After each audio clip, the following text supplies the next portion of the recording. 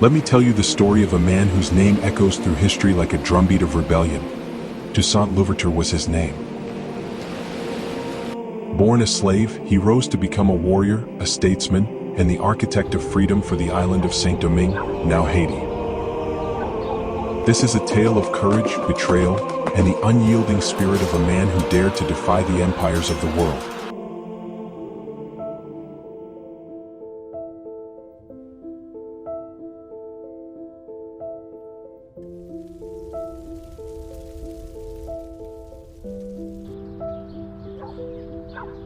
Toussaint came into the world in 1743 on the Breda plantation. His parents were enslaved Africans. His father, Gauguinu, was said to be a captured prince of the Outwitted kingdom.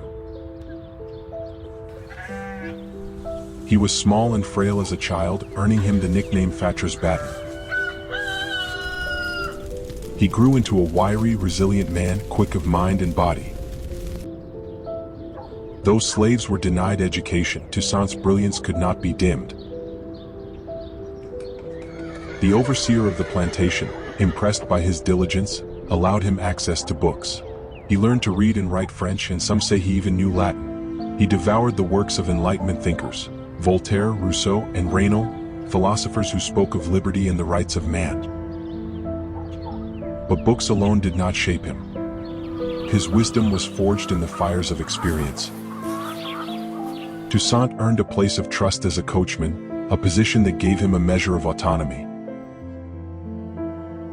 He married Suzanne Simone Baptiste, a fellow slave, and together they had children.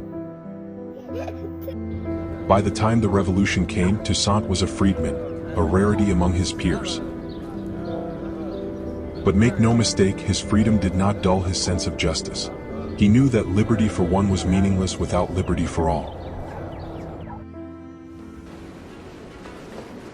Now let me take you to the year 1791, when the winds of revolution swept across the Atlantic.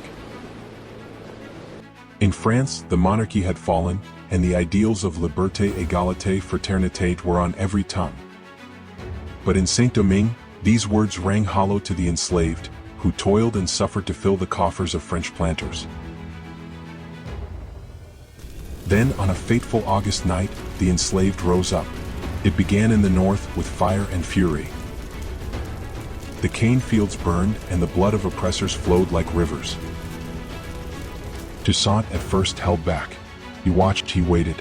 He was a man who knew the value of timing. When he joined the rebellion, he brought with him not just passion but a strategic mind. He understood the art of war, how to outmaneuver, how to inspire loyalty, and how to turn chaos into order.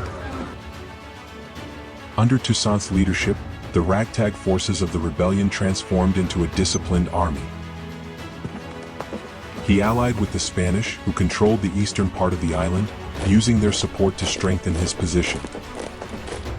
But Toussaint was no puppet.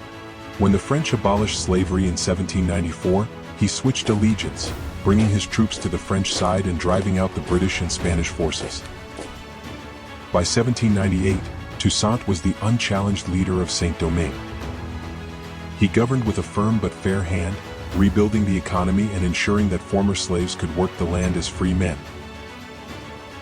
He welcomed white planters who accepted the new order, creating a society where race was secondary to ability and loyalty. But Toussaint knew that freedom was fragile. And as long as Saint-Domingue remained a colony, the shadow of slavery loomed.